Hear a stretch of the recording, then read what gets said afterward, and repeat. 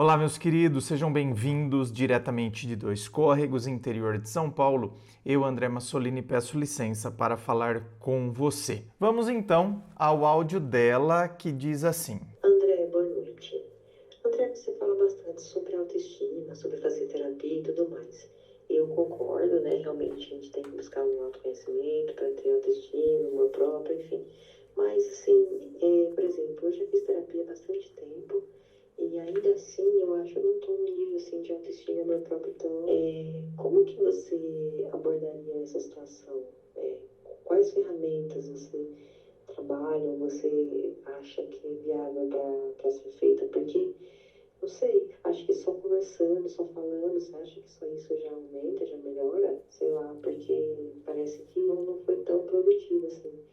Obrigada, beijo. Então, veja bem, a questão é que ela coloca que já fez terapia há bastante tempo, não comigo, mas que ela já fez terapia há bastante tempo, e ainda assim ela acha que ela não está num nível de autoestima, de amor próprio tão alto, A pergunta dela, na verdade, é: escuta, mas só conversando, isso já aumenta a autoestima, já melhora? Veja bem, o processo terapêutico, gente, ele é maravilhoso, porque ele faz você mergulhar e você ter compreensão de coisas que aconteceram na sua vida, mas que você não tinha os dados, e nem tem porquê, porque você não é o profissional da área, para concatenar as coisas, para juntar, para entender por que aquele acontecimento A desencadeou um outro comportamento. Aquele acontecimento A desencadeou um comportamento B em você. Ou poderíamos chamar de o acontecimento A desencadeou um comportamento A1 em você. É como se é uma consequência de A, é um comportamento A1, A2, A3. Então, o processo terapêutico, ele é muito bom. Agora, é óbvio, só falar? Não, você tem que ter ações práticas no seu dia a dia. Ações práticas que vão reforçando as coisas ou as conclusões que vocês foram chegando no processo terapêutico, você e o seu terapeuta. E é claro que aqui a gente não pode também deixar de levar em consideração o seguinte: existem terapeutas e terapeutas. Agora, outra ressalva que eu faço aqui: às vezes, não é que o terapeuta não foi bom. Talvez é que você também não tenha se identificado com o método dele, certo? Tem isso. Existem várias linhas, várias correntes de terapia. Tem a psicanálise, tem o TCC, tem a filosofia clínica. Então tem várias abordagens, o método junguiano. Então tem várias abordagens no processo terapêutico. Então talvez você não tenha se identificado também com aquele método, certo? Com aquela linha, com aquela corrente terapêutica. Amanhã você pode tentar uma outra e de repente você vai se dar super bem. E não só. Às vezes, o que acontece? Embora o terapeuta tenha a mesma linha, então, por exemplo, um trabalha com a filosofia clínica, o outro também trabalha com a filosofia clínica, mas a maneira da abordagem é outra, entende? A maneira como é colocada. É aí que entra também os profissionais, Há profissionais e profissionais. Então você pode, embora você se identifique com a abordagem, não, eu gosto da filosofia clínica, mas você não se deu bem com aquele profissional da filosofia clínica. Você pode se dar bem com outro. Então, feitas essas ressalvas, agora eu vou falar de algumas coisas que você pode fazer de maneira prática para que a teoria, para que as conclusões que você vai chegando no processo terapêutico, elas comecem a ganhar contornos no dia a dia da sua vida. Primeiro que aqui eu gostaria de falar que autoestima, a gente poderia pensar na autoestima em cima de um tripé, tá? Então, é um tripé que sustenta a autoestima. A primeira base, a primeira haste desse tripé é a autoconsciência.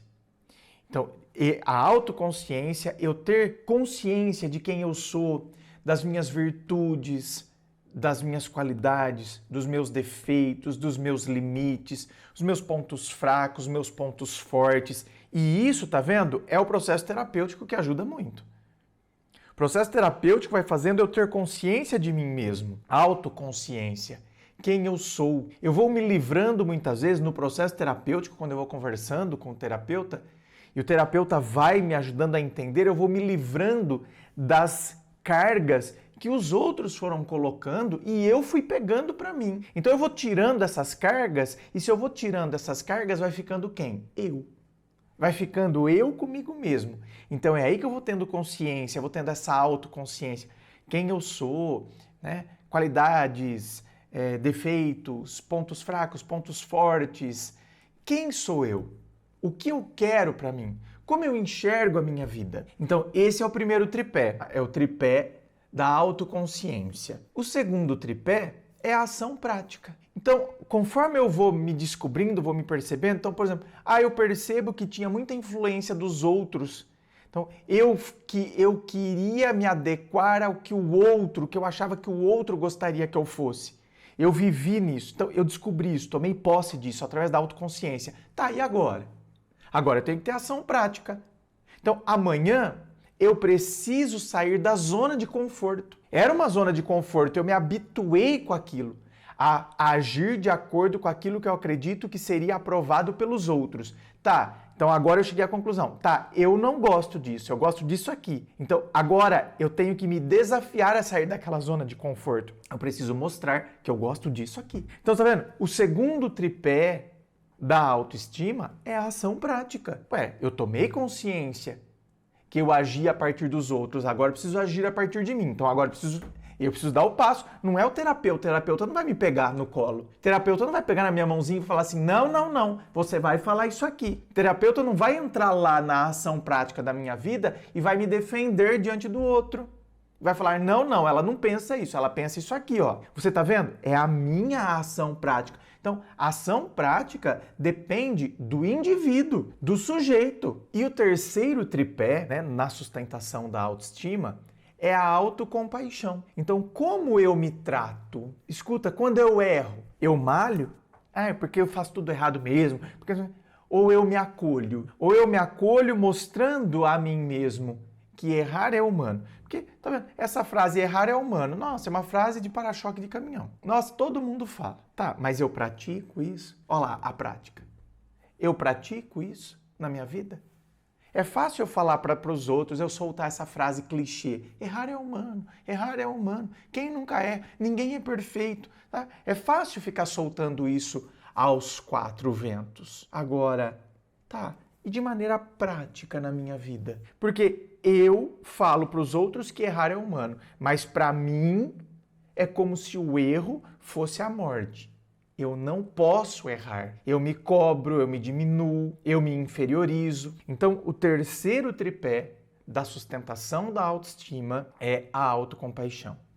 Então, relembrando, os tripés, as hastes do tripé da autoestima. O primeiro, autoconsciência. O segundo, a ação prática. O terceiro, autocompaixão. Se faltar um desses, uma dessas hastes, a autoestima fica manca. Algumas ferramentas práticas que podem te ajudar, além da conversa, é o reforço de evidências. Evidências, sim, você sabe que a ciência, por exemplo, trabalha com as evidências. Vai tendo evidência sobre determinadas coisas e aquilo ali, aquelas evidências vão aumentando, vão dando corpo àquela teoria. E aí eles chegam, portanto, numa tese. Então, você precisa reforçar as evidências das suas qualidades. Então, todos os dias, tenha um diário. Todos os dias, liste 3 ações positivas que você teve ao longo daquele dia, 3 qualidades, né? 3 ações que, de repente, naquela ação prática, tem uma qualidade ali. Olha, hoje a pessoa lá no meu trabalho estava desesperada, não sabia, eu fui lá e ensinei. Olha lá, empatia. Você tá vendo como em coisas simples do dia a dia, nossas qualidades ficam perdidas. Eu tive empatia. Eu fui lá, ela estava desesperada, era nova no serviço. Eu fui lá e ajudei, ensinei. Falei, calma, não, isso aqui é assim, ó. Calma, você vai pegar o jeito, você está começando agora. Empatia. Então, você está vendo? Isso vai treinando o seu cérebro para você olhar para as suas qualidades reais e não só ficar se criticando. Então, esse é o reforço de evidências. Uma segunda ação prática é a exposição gradual ao desconforto. Credo, exposição gradual ao desconforto? Sim, vai de encontro com o que eu falei lá quando eu dei o exemplo da ação prática que eu tenho que fazer. Se eu vivo, sempre querendo fazer aquilo que eu acredito que vai agradar aos outros, então agora eu preciso começar a me posicionar, nem que seja um pouquinho. Então você está vendo que é uma exposição gradual ao desconforto. Vai ser desconfortável? Lógico que vai. Eu estava acostumado a falar sempre o que eu acho que os outros gostariam de ouvir. Agora, eu falando o que eu penso, eu vou contrariar, porque essa pessoa, ela não gosta dessa posição, mas essa é a minha posição. Então, vai ser um desconforto num primeiro momento? Vai ser desconfortável, eu estava acostumado a agradar todo mundo. Então, eu vou me expondo gradualmente ao desconforto, que é sair da minha zona de conforto. Tá vendo quando eu disse que as ações práticas dependem do indivíduo? Por isso que tem gente que chega na terapia, adora a terapia, porque descobre os mecanismos que estavam acontecendo. Só que depois a pessoa fala, não, eu sei o que tem que fazer, mas eu não consigo fazer, porque não sai da zona de conforto. Porque não vai dando pequenos passos. Eu sei o que tem que ser feito, mas eu não consigo fazer. Porque, tá vendo? Agora depende de você. Você, sujeito, precisa agir. O meu grande medo era falar em grupo, dar uma opinião, por exemplo, num grupo, ter que me expor, eu fico vermelho. Então, trabalhou isso em terapia, descobriu de onde vem isso lá em terapia, desvendou os mecanismos. Agora eu tenho que me posicionar. Agora eu vou ter que começar a me expor num grupo, por exemplo. Então, mas eu posso começar num grupo menor. Mas que grupo menor? Não sei, acha aí um grupo menor para você participar. Vai participar de uma ONG, onde eles fazem reunião, aquela ONG é pequenininha. Tem 4, 5 voluntários que ajudam lá no cuidado dos bichinhos, que é uma coisa que você, por exemplo, adora fazer. Eles vão fazer reuniões uma vez por semana. Naquela reunião pequenininha, fechada, com 5 membros ali, é onde você vai opinar, tá vendo? Um grupo pequeno. Para depois você participar do grupo lá da sua igreja, que tem 80 pessoas, e aí você fala naquele grupo. Até que depois, um dia, você vai falar na frente daquele grupo, no microfone. Mas você tá vendo? É uma exposição gradual. Até que vai chegar um momento que não vai mais ter desconforto. Pode ter até um coração batendo um pouquinho mais forte, porque eu vou falar em público, não sei o quê, então pode ter aquela coisinha que é normal, mas não vai mais ser desconforto. Aquilo não vai ser mais a morte para mim. Eu vou falar, eu vou fazer, porque eu já adquiri um novo hábito. Eu me habituei a fugir. Agora eu me habituei a enfrentar. Hábitos são criados e para criá-los requer a prática. Por que você se habituou a tomar leite morno ao invés de leite fervendo ou leite frio? Porque foi a prática. Você não nasceu gostando de leite morno. Você se habituou a tomar leite morno. Assim como o outro se habituou a tomar leite gelado. E o outro se habituou a tomar leite fervendo. Então, hábitos são criados. Outra ação prática é a mudança da narrativa interna. É você com você mesmo. Então, por exemplo, algo que você foi fazer deu errado. Ao invés de você falar, eu sou ruim nisso, eu não presto mesmo, pelo amor de Deus, eu não sirvo para essas coisas. Por que você não fala para você mesmo? É normal, eu errei porque eu estou aprendendo. Gente, olha que coisa, né? A mudança de narrativa faz toda a diferença. Eu sou ruim nisso mesmo, eu não presto para essas coisas. Não. Eu errei porque eu estou aprendendo. Olha como muda a energia que cada frase que foi falada, olha como muda. Então, esse tipo de autocompaixão evita que você vá se destruindo internamente. E, por fim, eu diria o seguinte para você. Cuidado quando a sua autoestima ela está apoiada num único pilar. Então, por exemplo, minha autoestima está apoiada no pilar do relacionamento. Se eu estiver me relacionando com alguém, nossa, tá perfeito. Quando eu tô solteira, quando eu tô sozinha, nossa, eu me sinto um lixo, eu não me sinto nada. Então, a minha autoestima, primeiro que a minha autoestima não pode estar ligada ao fato de eu estar num relacionamento, ao fato de alguém me querer. Mas tem gente que colocou a autoestima ligada ao relacionamento. Outro colocou a autoestima ligada ao trabalho. Se estiver trabalhando, eu me sinto maravilhoso. Se eu não estiver trabalhando, eu me sinto um inútil. Me sinto o pior dos seres humanos. Então, cuidado, né? Tenha várias atividades, sabe, que me dão prazer.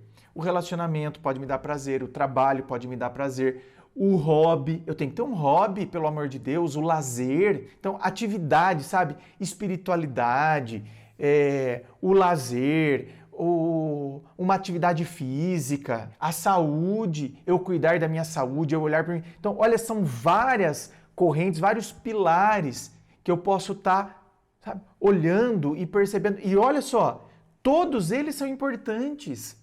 Por que tem gente que valoriza só um? Parece que só o relacionamento importa para a pessoa. Então, olha, resumindo, a terapia, ela te ajuda e muito a entender. Me ajuda no autoconhecimento, por causa que o terapeuta tem os mecanismos e os meios técnicos para auxiliar a você a enxergar que o acontecimento A pode estar te causando esse comportamento A1, A2, A3. Então ajuda eu a entender, a decifrar isso. Porém, é a minha prática, é a minha ação no dia a dia que vai fazendo. Porque eu já entendi o mecanismo, eu entendi por que eu estou agindo daquele jeito. Agora eu tenho que fazer o contrário, mas aí depende, tá vendo? Da minha ação, do meu esforço. O terapeuta não vai pegar eu no colo. O dia que as pessoas entenderem essa dinâmica, aí, tá vendo? A terapia vai ser muito produtiva. Quer vir aqui para o atendimento online, onde a gente vai bater papo, vou mergulhar aí na sua história, entender as coisas que estão acontecendo, entender ali, sabe? A situação 1, a situação A, por que pode estar causando o comportamento A1 em você. É só você acessar o meu site, www.andremassolini.com.br. Lá você vai ver todas as opções de atendimento, os valores, tudo certinho. Inscreva-se, fico aqui aguardando a sua inscrição. Se você curtiu, dá o seu joinha, compartilha aí com seus amigos.